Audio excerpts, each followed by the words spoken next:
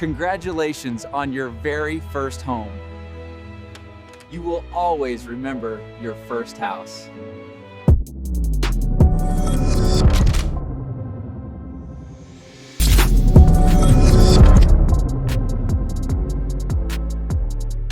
Welcome back to the program, Mr. Secretary Turner, Housing and Urban Development. It is an honor to have you back to talk about this critical and important issue, something that I've been obsessed with because it was the last thing I was working on with Charlie Kirk. Charlie saw it, Mr. Secretary, and I know that you know him, as something that is critical and foundational to the continuation of the American dream. If young people can't get into houses, they can't start families, they can't have children, they can't get married, they can't have grandchildren, all the joys of life get robbed from them. They'll become dark nihilists and vote for communists. And we're seeing that actually happening, and it's concerning. And so I hear that you have some news to break on our program that is actually a reversal of a trend that we've been seeing, which is homeownership out of reach for American families. The floor is yours, Mr. Secretary. Well, Benny, thank you so much. It's great to be with you again. And yes, our man Charlie was tremendous when it came to the issues of housing. But yes, today you are announcing here on your show a major milestone for HUD and America. HUD has supported housing, affordability, and home ownership for over 1 million Americans, and over 500,000 of those are first-time home buyers. So thank you, Benny, for giving us this platform to make this major announcement for the American people. This is amazing. This is your producer sent us this right before the show. It says HUD supports homeownership for 1 million Americans. Most importantly, 560,000 first-time home buyers. That's critical. Can you explain to me, is this historically high? Is this a tick upward? Is this all in the right direction, Mr. Secretary? Well, you know, since January, these are the numbers, over 1 million. From FHA and Ginnie Mae, our programs here at HUD. And yes, I believe when you look at this, this is an uptick. And here lately, as you alluded to, Benny, the topic has been affordability, in particular, housing affordability. And so at HUD, we have been about action. And through FHA and Ginnie Mae, we have given over 1 million Americans the opportunity to achieve the American dream. And you know what? FHA is the first-time home buyer program in America. And I want your viewers and all of those that are listening to know that FHA is that program, and Ginnie Mae is the liquidity behind these mortgages. And so, you know what, Benny, we're very excited today. The president is laser focused on housing affordability. So thank you for giving me this opportunity to share some good news. Mr. Secretary, we want to talk through some of the critical data that is backstopping our concern about affordability in America. But just one more question on this announcement. What is it that HUD did? What is it that FHA did in order to incentivize this uptick in home ownership? What policies changed from administration to administration? Well, number one, I think when you change leadership, you change vision. During the Biden administration, our fiscal house was not in order. Inflation was at an all-time high. Mortgage rates were high. Interest rates were high. Illegal aliens to the tune of 12+ million illegal aliens flooded our borders here in America. But now under President Trump's leadership, since January, here at HUD, we have gotten our mission-minded focus back.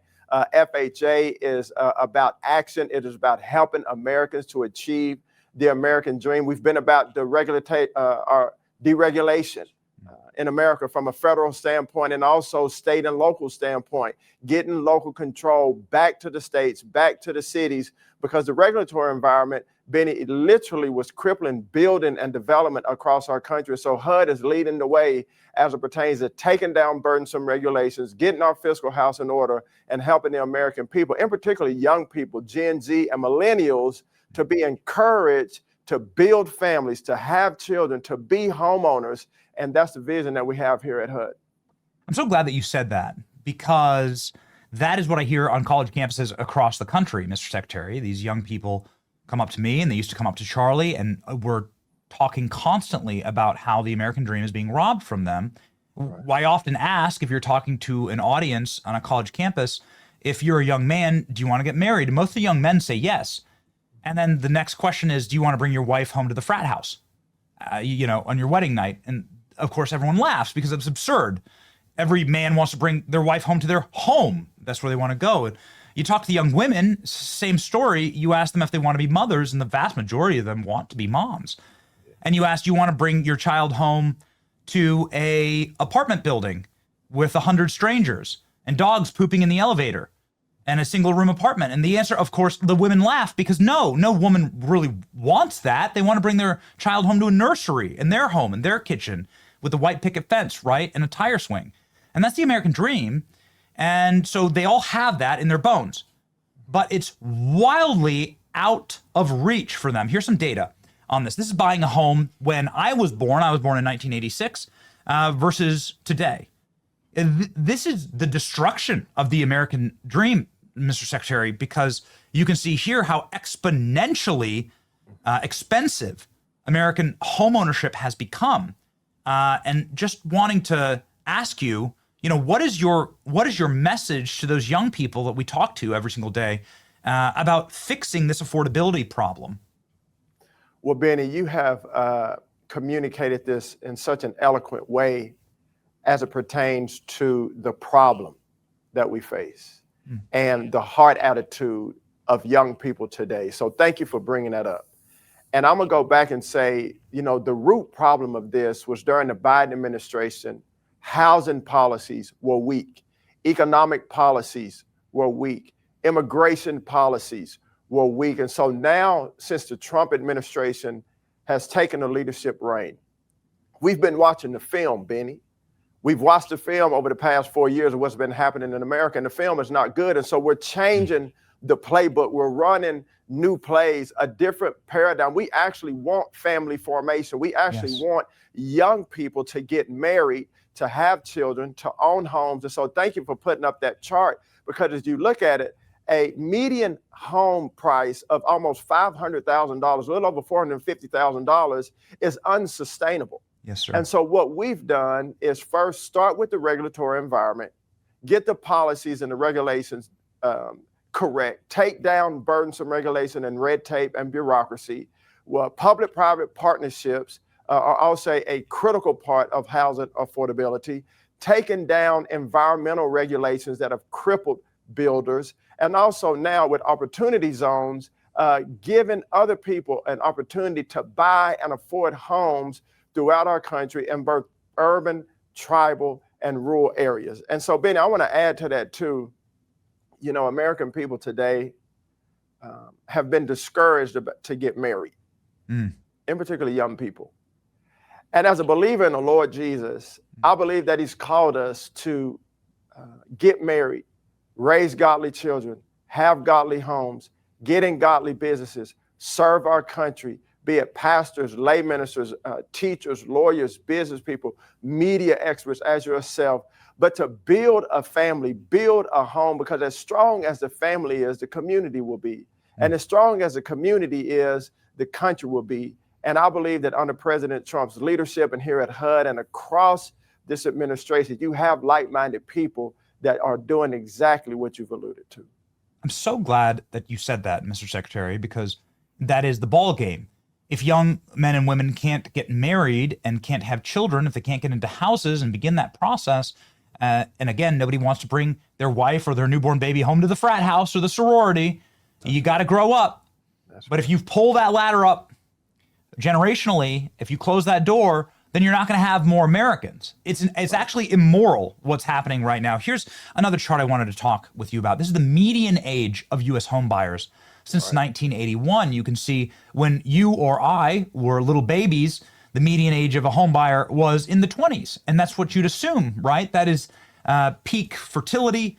That is when young people should be getting married and started in their lives. Now it is 40 years old for the first-time home buyer. And I'm not angry at you, Mr. Secretary. I'm angry at that statistic. You've been in office for like 7 months, but that is a trend line that has been crippling the ability for young people to get started in life. 40 years old, that's past the window of peak fertility.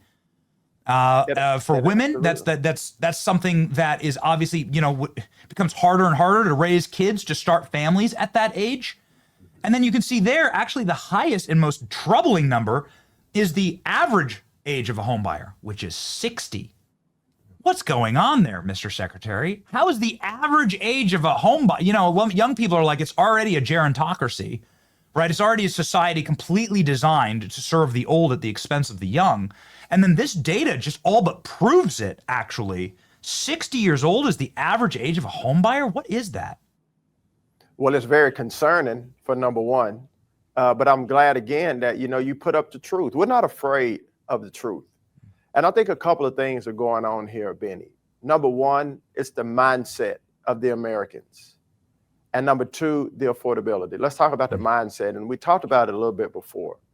People have not been encouraged to be married and start families. Mm-hmm. And because of that, people were buying homes later. People were starting families later, if they were starting families. When I was coming up, the average age of buying a home was about 28 years old. And now it's 40. Well, when I was coming up also in my young days, we were married at 23 years old, 25 years old, starting families. And my hope is that today, that the paradigm and the mindset in America will shift as we get our fiscal and economic house in order. Mm-hmm. People will be encouraged to get married, be encouraged to have children. And Charlie spoke about this so much, about the American family and growing together, getting married young and having children and growing up together, struggling together. And that's the mindset we need to get back to. But I believe that it's going to be a parallel track, get our fiscal house in order, bring affordability down, and then encourage our young Americans, say, hey, you know what? You can achieve the American dream. And this is how we're going to do it. So thank you for bringing that to the forefront. I would love nothing more if you don't mind, Klein, if you just pop that up one more time. I would love nothing more, Mr. Secretary, to focus on that red line right there. That would be the marquee achievement, frankly, of the vision that will save the country that Charlie was working on. Before he was actually killed for this. He was killed for his beliefs. He was killed for standing for what he believed in. He believed that the American dream was becoming wildly out of touch and that young people would turn to communism. If that red line kept going up, if housing became unaffordable, how are we going to bend that backwards in order to make sure that people are buying, first-time home buyers are buying homes when they can still start families? Great question. And as you were talking, I thought about something that we haven't touched on. America is a country that was found on Judeo-Christian principles.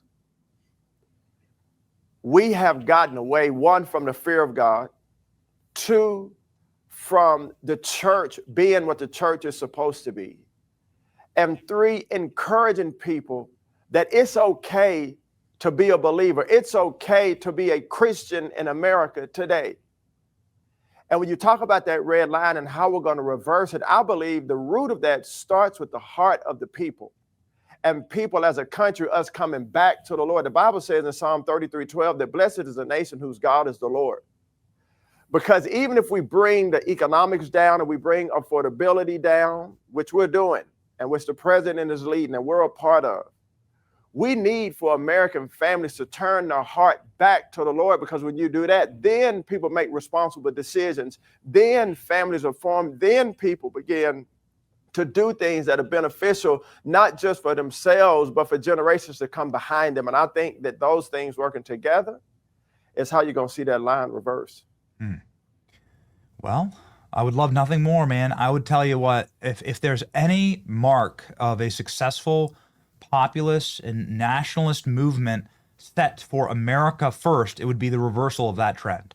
That our young people are getting started in life, are owning homes, are seizing the American dream, are getting families, are doing what God asked us to do, right? The first command of God to man, to his new creation made in his image, is go, be fruitful, and multiply. It's right there in the first book of the Bible.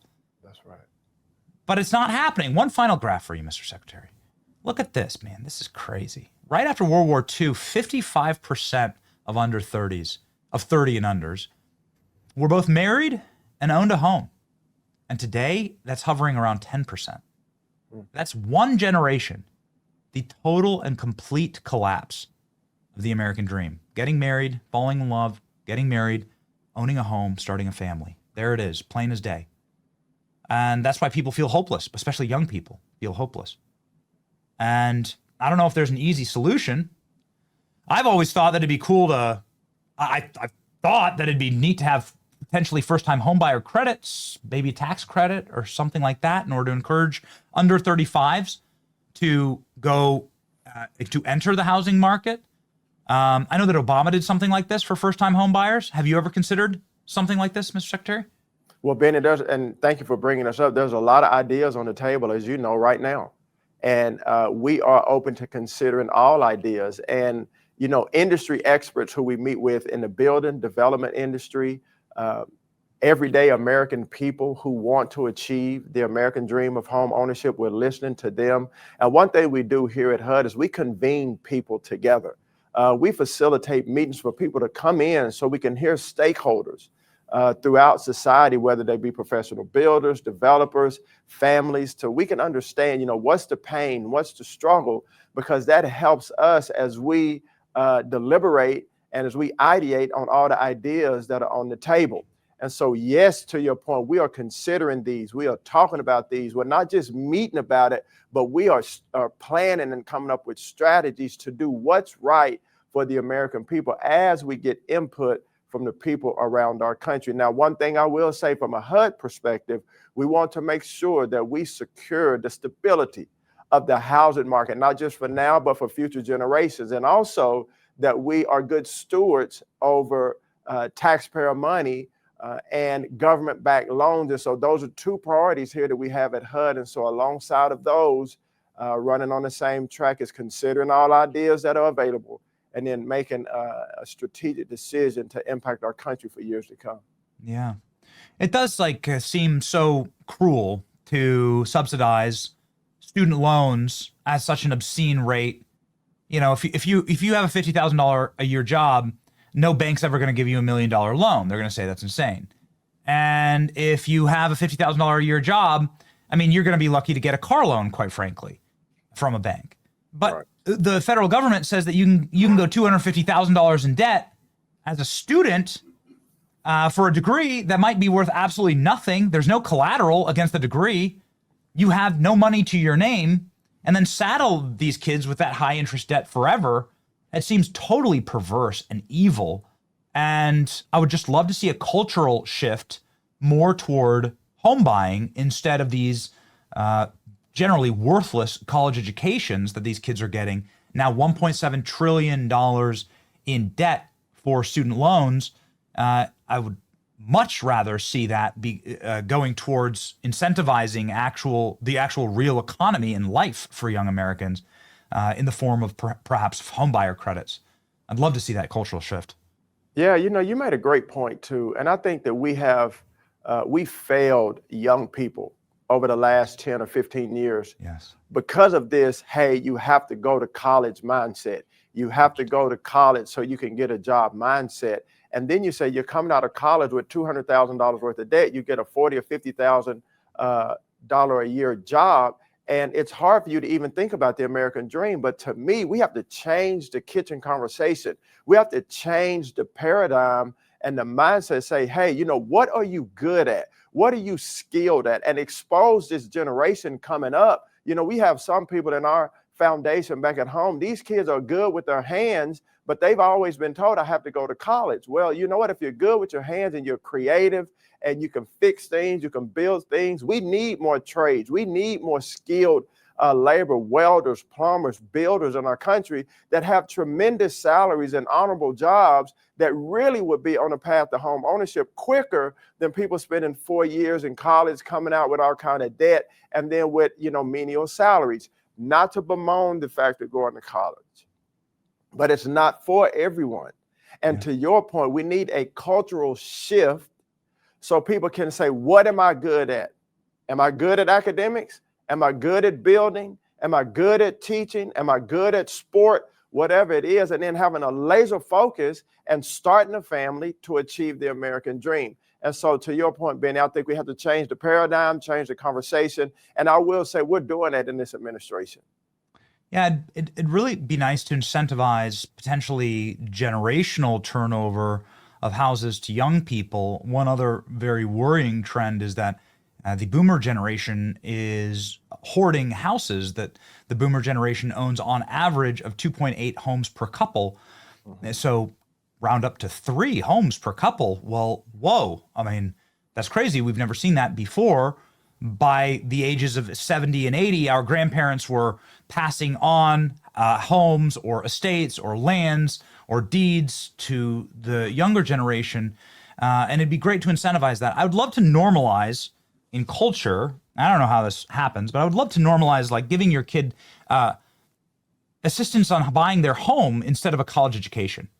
I know this sounds crazy to some generation, but like actually to the generations that just went through college and received worthless degrees, it would have been a lot better to get some help with the down payment for my home. That's the biggest expense of my life. It will be forever the biggest expense of most people's lives, period. And I'd love to just make that used to be a culture that we had actually in America, right? Pre-World War II, you know, families would pass on generational land and wealth and homes. I'd love to get back to that. I'd love to get back to like encouraging the older generation to establish that safekeep for the young, because frankly, you know, housing appreciates at 3 to 4% per year. It's land, God's not making any more land.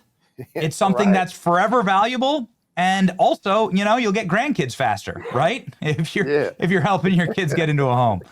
So just a Benny, thought off the top of the dome.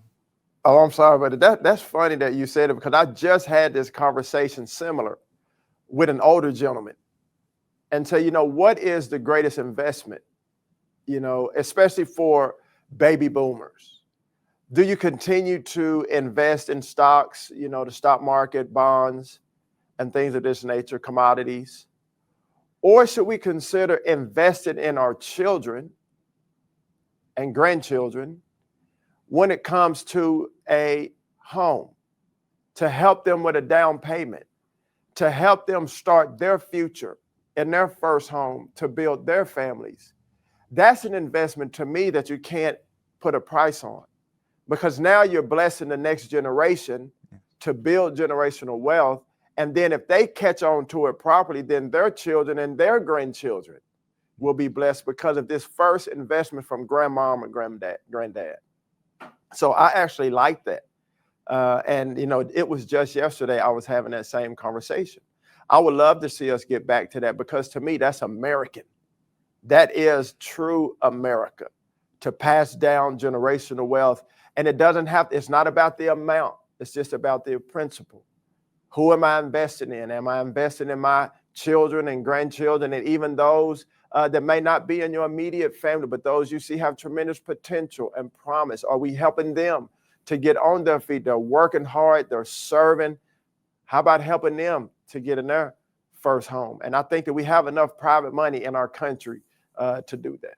Yeah, you know why this doesn't happen often is the inheritance tax, which should be illegal, which is a total immorality, by the way. And you know, as they say in the Psalms, like a moral and good generation like passes on and protects the riches for the generation that comes after them. That's right. The inheritance tax is immoral, and I think it's totally evil, and it destroys the ability for families to do this, unless you have some really great lawyers that can find some good loopholes. And so, what's your take on the inheritance tax? Well, you know, I think there's a lot of tax that we could talk about, but I don't know if you had that much time on your show. Maybe we could circle back on it, but I believe that, you know, taxing a family that's worked hard from generation to generation, and to tax them from passing on that to their family, indeed is immoral. And I think we need to not only look at that, but there's so many taxes in the tax code that I believe that we can shift and change in order to free up flexibility and to free up wealth, you know, for families in our country. So I'll be happy to talk to you about it. Sure. Maybe we have some more time on the next show. I don't pretend to be the smartest guy. I went to community college, and you know, don't let me do your taxes. You'll go to jail, Mr. Secretary. But I do see how it destroys homes and lives in places like Iowa, where I come from, where these people that own these large farms, they can't pass it on to their children because of inheritance taxes, because people can't pay that, and Right. it's too expensive, and it destroys generational wealth, actually. What about property taxes? That's a big question right now in the state of Florida, trying to get rid of property taxes. Where do you stand on that? Well, I live in Texas. We don't have a state tax in Texas, but we do have property taxes. And it's always a source of contention every year when you get your property tax bill. And the problem that I have with it is that when people pay their homes off, they don't really 100% own their homes, because every year you pay property taxes. And like you, obviously, I'm not a tax expert, but I do know that I have to pay property taxes every year. And every year I'm not happy about it. I do obviously want to, and I do abide by the law of the land as the Bible teaches us, but I'm not happy about it. So would you be, would you be in favor of, you can do a lot of good from your position, sort of vision casting for property taxes. It does, in principle, to me, it does make a lot of sense that you don't actually own your home. If I don't pay my property taxes, the government takes my house. So who actually owns my house? Clearly, I'm just, even if I pay it all off, I'm still an indentured servant to the state. That seems unethical. It seems against ownership. It seems like I'm not actually owning anything. Exactly. Yeah. And I have the same sentiment. Obviously, at HUD, we don't deal with property taxes here at HUD. Yeah. We deal with housing and disaster recovery and homelessness. But I think those conversations absolutely need to be had, with people that are experts and that are like-minded, to see, what can be done about that. But again, that's for a future conversation, but I'll be happy to have it and get experts in the room so I can also learn. That's right. A final question for you, Mr. Secretary. We're seeing right now raids, ICE raids in certain municipalities, and boy, it's solving a lot of the traffic problems, in a place like Charlotte. And it's also seems to be ameliorating quite a few problems when it comes to overcrowding in classrooms.